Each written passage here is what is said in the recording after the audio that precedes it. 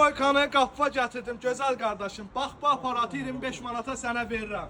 Üstündə bax belə orijinal şampun qab verirəm, gözəl qardaşım. Zavod tərəfindən verilən balacadır. Milwaukee firmasındır. Bir dənə bu rahatçılığa bax, gözəl. 120 bardır. Atdım bir dənə vedrənin içinə. Всё. Rahatçılıqla istifadə edə bilərsən. Maşınımız qara maşındır. Bir dənə bunun şampun vurmağına baxın. Yəni bir dəfə mənə çox rahatçılıqla şampunu vurur.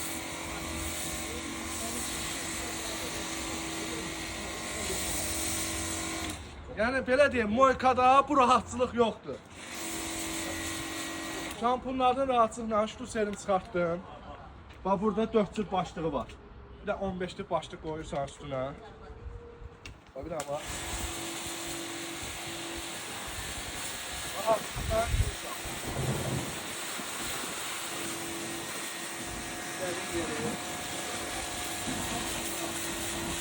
Bax, gəl yaxın gəl. Buradan atlatqanın qaraları var. Bax, onları çox rahat aparır. Yəni hər moyka bunu apara bilmir də.